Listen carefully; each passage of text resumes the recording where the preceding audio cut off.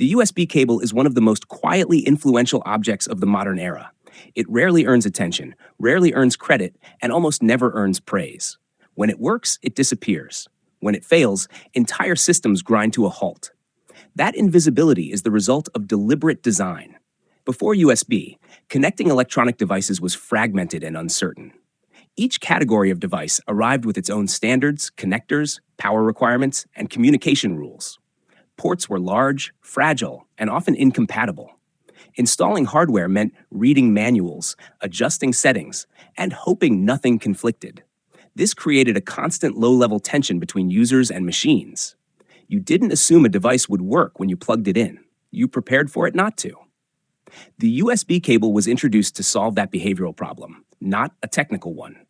Data transfer already existed. Power delivery already existed. What didn't exist was a shared assumption of simplicity. USB enforced that assumption. It established a single physical interface paired with a strict behavioral contract. Devices would identify themselves. Systems would recognize them. Power would be delivered safely. Data would flow without user intervention. This required compromise on all sides. USB could not be the fastest possible connection. It could not be the most specialized. It had to be flexible enough to serve keyboards, storage, cameras, printers, and later phones. That meant accepting limits in exchange for universality. The cable itself reflects those trade-offs. It is thick enough to protect signal integrity, but thin enough to be cheap and flexible. It is short enough to discourage signal loss, but long enough to be useful. It includes shielding not because users need to know it's there, but because users expect reliability without explanation. The connector shape is intentionally plain, rectangular, indexed, difficult to insert incorrectly, though not impossible. That tension reveals an important design truth. Perfection is less important than familiarity. People learn how to use USB cables not because they are intuitive, but because they are consistent.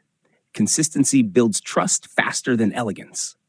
Another critical design choice was separating power from intelligence. The USB cable doesn't decide how much power to send. It negotiates. The device asks, the host responds. Safety is enforced quietly in the background. This is invisible cooperation. It allows users to stop thinking about voltage, amperage, and compatibility. The cable absorbs that complexity. The system handles risk. The user only experiences success or failure. That abstraction is the USB cable's real achievement. It does not make technology simpler. It makes interaction simpler. As USB spread, user behavior shifted. Plugging something in became the first step, not the last. Trial replaced planning. Exploration replaced caution. This behavioral shift unlocked creativity. Devices could assume connectivity. Accessories could assume power. Entire ecosystems could assume a common language. Even when newer connectors arrived, the philosophy stayed the same. Smaller, reversible, faster, but still based on agreement over specialization. The USB cable teaches devices how to behave around humans. It assumes impatience. It assumes distraction. It assumes users will plug things in the wrong way, in the dark, under desks, without reading anything. And it accommodates that reality rather than fighting it. This is the aha moment. The USB cable is not designed for machines. It is designed for people who don't want to think about machines. That is why it feels boring. That is why it feels inevitable. That is why it is everywhere. Invisible design succeeds when complexity disappears into expectation. When failure feels like an exception rather than the rule. When an object becomes a background condition of modern life. The USB cable did not just standardize ports, it standardized confidence. And once that confidence existed, everything else, phones, laptops, peripherals, charging habits, mobile work, grew around it. The most powerful designs don't demand attention. They quietly convince the world to stop arguing and start cooperating.